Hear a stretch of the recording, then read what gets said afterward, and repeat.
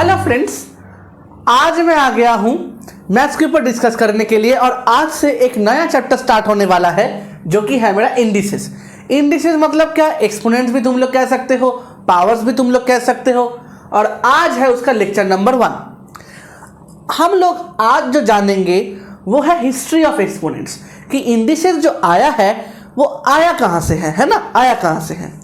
ये जो क्लास है स्पेशली क्लास 9 वालों के लिए है। मैं चाहता हूं कि इंडिसेस का जो हिस्ट्री है ये सब लोग थोड़ा ध्यान से सुने और जाने। देखो, इन मैथ्स एक्सपोनेंशियल मतलब क्या होता है? एक ऑपरेशन इन्वॉल्विंग टू नंबर्स, जिसमें से एक होता है मेरा बेस, दूसरा वाला होता है मेरा पावर। देखो मैं थोड़ा अंडरलाइन कर देता हूं। इन मैथ्स एक्सपोनेंशियल मतलब क्या होता है? इसका मतलब यानी कि इसका मीनिंग क्या होता है? एक ऑपरेशन जिससे क्या होता है Which involves two numbers, एक है मेरा बेस, एक है मेरा पावर।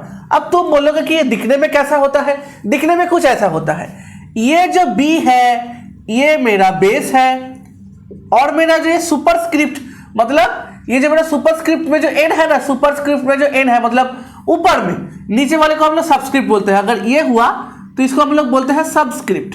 ठीक है, क्या बोलते हैं इसे? सबस्क्रिप्ट। इसको n को चूंकि यहां पे ऊपर है तो हम लोग बोलेंगे इसको सुपरस्क्रिप्ट। इस सुपरस्क्रिप्ट को ही हम लोग कहते हैं पावर या फिर एक्सपोनेंट या फिर मेरा इंडेक्स। क्या है? इंडेक्स। अब तुम मुझे बोलोगे कि सर इंडिसेस क्या होता है? मैं बता रहा हूं, इंडिसेस का मतलब होता है सिंपली इंडेक्स का प्लूरल। अगर इंडेक्स मेरा सिंगुलर है तो इंडिसेस मेरा प्लूरल है। ठीक है, इतना तक समझ में आ गया। अब देखो, तुम लोग इंडिसेस सीख क्यों रहे हो? इसको जो तुम है क्यों अप्लाई कर रहे हो? देखो, because it is mainly used in biology, chemistry, physics, economics and computer science. Computer science में तो इसका भर भर के एप्लीकेशन है, क्योंकि कोडिंग में ये सब लिखना पड़ता है कि EXP मतलब क्या? एक्सपोनेंशियल है ना। EXP मतलब एक्सपोनेंशियल। जो लोग कंप्यूटर पढ़ते हैं उन लोग को मालूम होगा। अभी देखो क्या है, हम लोग आते हैं इसके हिस्ट्री के ऊपर। हिस्ट्री के ऊपर आने से पहले यहां पे मैंने एक स्टेटमेंट लिखा है कि n is the number of occurrence of b। मतलब b जो है वो कितना टाइम रिपीट हो रहा है, कितना टाइम मेरा ऑकर कर रहा है, वही है मेरा b to the power n। मतलब क्या? अगर मानो यहां पे मेरा एक नंबर है 2 मतलब क्या? 2 जो है वो 2 बार 3 बार मेरा ऑकर कर रहा है। 2 टू द पावर 3 मतलब 2 जो है मतलब जो मेरा बेस है वो मेरा 3 बार ऑकर कर रहा है, 3 बार रिपीट कर रहा है। That means the power depicts over here that the number of times the base will repeat itself. The number of times the base will repeat itself या फिर number of times the base will occur itself. अभी देखो आते हैं history पे। History जानना बहुत जरूरी है क्योंकि तुम लोग तो इंडिसेस का सम्स करके निकल जाते हो, लेकिन तुम्हें जानना पड़ेगा कि इंडिसेस आया कैसे। ये इंडियन कॉन्सेप्ट है कि इस्लामिक कॉन्सेप्ट है? ये है क्या चीज है ना। पहले देखो, पावर वाज मिसट्रांसलेटेड मतलब गलती से इसको ट्रांसलेट किया गया। कहां से और किन्होंने किया? Bye early translators into Latin. मतलब जो है पावर्स को पहले पावर्स नहीं बोला जाता था, कोई एक ओरिजिनल कॉन्सेप्ट था, ओरिजिनल स्क्रिप्ट था। ओरिजिनल स्क्रिप्ट क्या है? ये है मेरा ओरिजिनल स्क्रिप्ट। ये था ओरिजिनली इन ग्रीक भाषा में। तो इंडिसेस जो है वो संपूर्ण रूप से ग्रीक का कॉन्सेप्ट है, ग्रीक ने इसको आविष्कार किया। अभी देखो क्या है, powers was mistranslated by early translators. गलती से क्या है, अर्ली ट्रांसलेटर्स जो है, पहले तो लैटिन भाषा था, इंग्लिश और फ्रेंच और जितने भी सारे जो है इंग्लिश अल्फाबेट्स के ऊपर जो मेरे लैंग्वेजेस है, सबसे पहले प्रिडोमिनेंट लैंग्वेज क्या था? लैटिन। तो अर्ली ट्रांसलेटर्स जो है इसको लैटिन में इसका ट्रांसलेशन किया एज डिग्निटस। ये इन्होंने ट्रांसलेट किया डिग्निटस। कहां से ट्रांसलेट किया? यहां से इस वाले ग्रीक भाषा से। मुझे ग्रीक भाषा नहीं आता है तो मैंने इसको लिखा। देखो ऐसा डेल्टा ऐसा कुछ है, फिर वी है, ए है, म्यू है, इसको हम लोग म्यू बोलते हैं। म्यू, ये म्याव नहीं है, बिल्ली का पुकार नहीं है, ये म्यू है। फिर क्या है? आई और एक सिंबल है। ठीक है, तो इसको अगर मैं थोड़ा चेंज करता हूं वर्ड बाय वर्ड तो ये क्या होता है? देखो ये मेरा बन जाता है ड्यूनामिस। क्या बन जाता है मेरा? ड्यूनामिस का जो मतलब है एम्प्लीफिकेशन। एम्प्लीफिकेशन का मतलब मालूम है? एम्प्लीफिकेशन का मतलब होता है, मानो मैं अगर कुछ कम आवाज में कम डेसिबल में बात कर रहा हूं, उसको एम्पलीफाई करना मतलब एकदम बड़ा, मतलब जोर आवाज में बोलना। जैसे मैं थोड़ा आस्ते आस्ते भी बात कर रहा हूं, लेकिन अगर मेरा साउंड अगर ऐसे बढ़ जाए, थोड़ा आस्ते आस्ते बात कर रहा हूं, उससे अगर ऐसे जोर हो जाए, मतलब क्या, मेरा साउंड जो है वो एम्पलीफाई हो रहा है। एम्पलीफाई मतलब बहुत जोर हो रहा है, मतलब it is getting more and more and more, मतलब एम्पलीफाइड, बढ़ जाना। तो तुम मुझे बता पाओगे यहाँ पे मेरा बढ़ क्या रहा है? हाँ, 2Q मतलब क्या, 2 जो है वो 3 बार बढ़ रहा है। अगर मैं इसको 30 कर दूं, 30 तो क्या होगा, 2 इंटू 2 इंटू 2 इंटू ऐसे 30 बार, 30 टाइम्स जो है 2 अपने आप को रिपीट करेगा। मतलब क्या, एम्पलीफिकेशन ही हुआ ना, मतलब बढ़ रहा है। इसलिए जो है पहले इसका नाम डुनामिस था ग्रीक भाषा में, इसको अर्ली ट्रांसलेटर्स में जो है डिग्निटस में ट्रांसलेट किया। इस डिग्निटस का मतलब ही होता है पावर, मतलब ये गलती से तुम्हारा ट्रांसलेशन हो गया मिस ट्रांसलेटेड टू पावर्स। अभी देखो, ये था पहला पार्ट, हिस्ट्री का पहला पार्ट। अभी आते हैं सेकेंड पार्ट पे। सेकेंड पार्ट क्या था? अब सेकेंड पार्ट आने से पहले ये जो है, ये किसने आविष्कार किया? किस ग्रीक मैथमेटिशियन ने, किस ग्रीक फिजिसिस्ट ने? देखो, it was done by none other than Euclid. Euclid जो है, इसके बारे में मैंने और भी बताया हुआ है। कहाँ? मेरे जो रेशियो एंड प्रोपोर्शन वाला लेक्चर है उसमें, रेशियो एंड प्रोपोर्शन वाला लेक्चर है उसमें। रेशियो एंड प्रोपोर्शन है फॉर क्लास 10 आईसीसी वालों के लिए। तो अगर कुछ जानना चाहते हो कि यूक्लिड ने और भी क्या क्या किया था, kindly follow my class 10 lecture on ratio and proportion, very first lecture, lecture number 1। अभी देखो, यूक्लिड जो है, यूक्लिड ने इसको कहां से बनाया? यूक्लिड ने इसको कहां से बनाया? जब वो क्या कर रहा था, स्क्वायर ऑफ द लाइन। एक लाइन है, लाइन का इक्वेशन क्या होता है? y = mx + c। ऐसा एक लाइन का इक्वेशन होता है। इसको जब वो स्क्वायर करने गया, तब उसके दिमाग में आया कि जब मैं स्क्वायर कर रहा हूं तब एक नया कॉन्सेप्ट आ रहा है, नया कॉन्सेप्ट का सृष्टि हो रहा है। वो क्या है? वो नन अदर देन डुनामिस, जिसका अर्ली ट्रांसलेटर्स जो है गलती से इसको ट्रांसलेट कर दिया पावर में। पावर जो अभी तो इंग्लिश है, ये पावर तो इंग्लिश स्क्रिप्ट में है, लेकिन लैटिन स्क्रिप्ट में पावर को क्या कहा जाता है? डिग्निटस। इतना तक समझ में आ गया? ये था इंडिसेस का पहला पड़ाव। अभी आते हैं सेकेंड पड़ाव में। आर्किमिडीज प्रिंसिपल बहुत ही फेमस है। आर्किमिडीज का प्रिंसिपल क्या था पता है? नहीं जानते हो तो जान लेना। आर्किमिडीज प्रिंसिपल से एक चीज जो है, एक वर्ड जो है, 2 वर्ड रादर, एक ही वर्ड 2 बार रिपीट करेगा। तो आर्किमिडीज जो है वो 2 वर्ड बहुत फेमस है उनके साथ। क्या? Eureka, UEUREKA। ठीक है, यूरेका मतलब मैं नहीं बताऊंगा, सर्च करना और मुझे बताना कमेंट में कि यूरेका का मतलब क्या है। Archimedes discovered and proved the law of exponents product law. ये बहुत ही इंपॉर्टेंट है। मतलब इंडिसेस का जो बेसिक है वो ग्रीक से आ जाता है, लेकिन इंडिसेस का जो बेसिक लॉज है, लॉज मतलब जैसे तुम लोग जानते हो कि अगर a⁻m into a⁻n होता है, मतलब अगर मेरा base same and the powers are different and the product is going to happen, that means it was like this, है ना? इट वॉज लाइक दिस, है ना? ऐसा होता था ना? तो मोटा मोटी तुम लोगों को याद है। अभी देखो, ये जो है इसको हम लोग कहते हैं प्रोडक्ट लॉ। ये प्रोडक्ट लॉ का जो आविष्कार है, किन्होंने पहले किया था? आर्किमिडीज ने किया था। डिस्कवर भी किया था, प्रूफ भी किया था कि यहां से ये जो है left hand side equal to right hand side, वो क्यों बन रहा है, कैसे बन रहा है ना? यहां तक था मेरा हिस्ट्री का सेकंड पड़ाव, इंडिसेस का सेकंड पड़ाव। अभी आते हैं थर्ड पड़ाव। मतलब अभी जो है ग्रीक से जा रहा है पर्शिया। ग्रीक से कहा जा रहा है? पर्शिया। इन 9th सेंचुरी पर्शियन मैथमेटिशियन जिसका नाम था मोहम्मद इब्न मूसा अल ख्वारिज़मी, ये जो है मोहम्मद इब्न मूसा अल ख्वारिज़मी, इन्होंने क्या किया था? इन्होंने अपने प्रॉपर्टी के मामले में, प्रॉपर्टी मतलब जो तुम्हारा जायदाद है, जो तुम्हारा संपत्ति है, जो होता था ना, ये तो बड़े पर्शियन जो मैथमेटिशियन थे, ये एक राजा भी थे, मतलब टाइप ऑफ बादशाह, शहंशाह टाइप्स थे। तो अपना प्रॉपर्टी जो देखने के लिए इन्होंने अपने दो शब्दों का जो है नामकरण किया। क्या है वो है मल, और क्या है? कबा। ये मल का जो मतलब है वो है स्क्वायर, मतलब नथिंग बट दिस स्क्वायर। और ये कबा जो है, ये क्या है? तुम्हारा क्यूब। मतलब ये स्क्वायर को उन्होंने नाम दिया था मल, और 3 को जो नाम दिया था, मतलब 2 to the power 3 को क्या देता? कबा। For property purposes. देखो अभी कहां चला गया, ग्रीक से पर्शिया। बहुत ही इनोवेटिव है ना, बहुत ही इनोवेटिव है तब के समय में। 9th सेंचुरी का बात हो रहा है, 9th सेंचुरी। अरे बाप रे, बहुत आगे। अभी देखो 9th सेंचुरी से जो सीधा है 10th सेंचुरी गया, 11th सेंचुरी गया, 12वीं सेंचुरी गया, 13वीं सेंचुरी, 14वीं सेंचुरी के बाद अभी जो आ रहा है इन 15th सेंचुरी, 15 मतलब अर्ली 15th सेंचुरी में, बहुत पहले इस्लामिक मैथमेटिशियंस रिप्रेजेंटेड क्या क्या, मल को जो है मीम बना दिया और छोटे एम से डिनोट करना चालू किया, छोटे एम से, और कबा को जो है वो कफ बना दिया, कफ वो क्या है स्मॉल के से वो लोग डिनोट करते थे, स्मॉल के से। वो लोग स्मॉल के से डिनोट नहीं करते थे क्योंकि उनका जो भाषा है वो तो पर्शियन है और इस्लामिक का मेन भाषा क्या है, उर्दू है। तो एम और के जो है वो अभी हम लोग जान रहे हैं कि मीम का मतलब जो है वो एम, कफ का मतलब है जो रिप्रेजेंटेशन वो है के, वो हम लोग अभी मॉडर्न साइंटिस्ट कर रहे हैं, लेकिन वो जो था तब तो उर्दू में था ना, उर्दू स्क्रिप्ट में। अभी देखो ये था मेरा तीसरा हिस्ट्री का पड़ाव। अभी आता है 15th सेंचुरी के बाद क्या हुआ है ना, 15th सेंचुरी के बाद क्या हुआ। देखो from 15th century to 18th century क्या हुआ, देखो निकोलस शुक्वेट ये थे 15th सेंचुरी में, और 16th सेंचुरी में जो है दोनों साइंटिस्ट प्रीडोमिनेंट थे, अदर मैथमेटिशियंस क्या था, हेनरिकस ग्रामेटियस एंड माइकल स्टीफल, ये दोनों जो है 16th सेंचुरी में प्रिवेल कर रहे थे।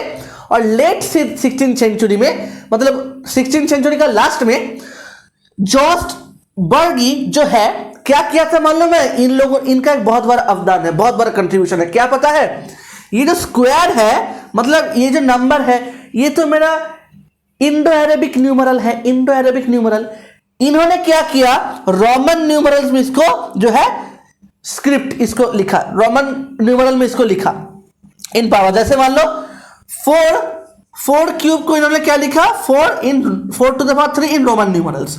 मतलब इन्होंने क्या किया, पावर्स को जो है वो सिर्फ रोमन न्यूमरल में लिखा, जो बेस है उसको मेरा इंडो अरेबिक न्यूमरल में रख रहा है, इंडो अरेबिक न्यूमरल में रख रहा है। ठीक है, अब देखो फर्क क्या है, इन्होंने क्या किया था 12 स्क्वायर, मतलब इन्होंने मैंने यहां तक निकोलस शुक्वेट, हेनरिकस ग्रामेटियस और माइकल स्टाइफल, ये क्या किए थे, जो बेस है और जो मेरा पावर है दोनों ही जो है मेरे इंडो अरेबिक न्यूमरल में रख रहा है। लेकिन इन्होंने क्या किया, जो बेस को जो है उसको इंडो अरेबिक न्यूमरल में रख रहा है और जो पावर है उसको रोमन न्यूमरल में चेंज कर रहा है। यह था हिस्ट्री का चौथा पड़ाव। अभी आ रहा है फोर्थ पड़ाव, क्या है, अब आते हैं यहां तक हम लोगों ने क्या पढ़ा कि ग्रीक से जो है पर्शिया आया, इस्लामिक कल्चर आया, फिर रोमन का जो बात आया वो क्या था, power related, power term related. अभी आते हैं पावर के पहले सिनोनिम जो कि है एक्सपोनेंट, जो कि क्या है एक्सपोनेंट। एक्सपोनेंट जो टर्म है वो पहले किन्होंने बताया था, किन्होंने बताया था, माइकल स्टाइफल मतलब यही वाले आदमी was coined by Michael stifle in the year 1544, बहुत पहले 15th सेंचुरी में। अभी देखो ये 16th सेंचुरी के लास्ट में थे, है ना, 16th सेंचुरी के आजू बाजू। 16th सेंचुरी मतलब क्या, 1544 का अगर मैं अप्रोक्सीमेट करता हूं तो 16th सेंचुरी बनेगा ना, क्योंकि मेरा जो है 15th सेंचुरी और 16th सेंचुरी के बीच में बन रहा है ना, 15th सेंचुरी और 16th सेंचुरी के बीच में है, तो 1544। अभी देखो क्या है, इन्होंने और भी कुछ चीज बताया था। क्या, अगर मेरा टू द पावर 2 होता है ठीक है, टू द पावर 3 होता है ठीक है, मतलब पावर में 2 पावर में 3, लेकिन अगर मेरा पावर में 4 बने, 5 बने, 6 बने, 7 बने, तब क्या, इन्होंने बताया कि 4 पावर टू द पावर 4 जो है उसको मैं बाई क्वाड्रेट भी बोल सकता हूं। बाई क्वाड्रेट इसीलिए जो है, तुम लोग जब क्वाड्रेटिक इक्वेशन पढ़ रहे थे, क्वाड्रेटिक इक्वेशन, तब फॉर्मेट कुछ ऐसा था, ax² + bx + c मतलब इक्वल टू 0। मतलब क्या, इसका जो हाईएस्ट पावर है वो 2 है, 2 का अगर स्क्वायर करेंगे तो क्या होगा, ये है मेरा quadratic, that means this is a quadrate, इसको नहीं, दिस इज अ क्वाड्रेट। और अगर बाई क्वाड्रेटिक मतलब क्या, अगर मेरा पावर में 2 का स्क्वायर मतलब 4 बैठ जाए, तो क्वाड्रेट मतलब पावर में 2, हाईएस्ट पावर 2, और क्वाड्रेट मतलब क्या, बाई क्वाड्रेट मतलब क्या, हाईएस्ट पावर 4। इन्होंने बताया क्या, बाई क्वाड्रेट के साथ साथ उसका और एक नाम भी है जो कि हमारा जेनजी। अब देखो टू द पावर 5 उन्होंने क्या बताया, sir solid. To the power 7 को क्या बताया, मतलब अगले वाले ऑड नंबर को after 5 then 7 second sir solid. तो मुझे कोई बता पाएगा कि टू द पावर 9 क्या होता है, यस, थर्ड सर सॉलिड। अब क्या है, टू द पावर 6 को उन्होंने क्या बताया, जेनजी क्यूब। तो यहां तक हो गया मेरा पांचवा पड़ाव। अभी आते हैं छठवां पड़ाव पे। छठवां पड़ाव ही मेरा जो है एकदम मॉडर्न डेवलपमेंट की तरफ आ रहा है। मॉडर्न डेवलपमेंट क्या है देखो, इन 1636 मतलब जो है 16th सेंचुरी के बाद में, in 1636 James Hume done research on exponents. अब उसके बाद क्या हुआ, later in 17th century our modern exponential notation, आजकल जो हम लोग मॉडर्न एक्सपोनेंशियल नोटेशन लिखते हैं वो किन्होंने इंट्रोड्यूस किया था, रेने डेस्कार्ट्स।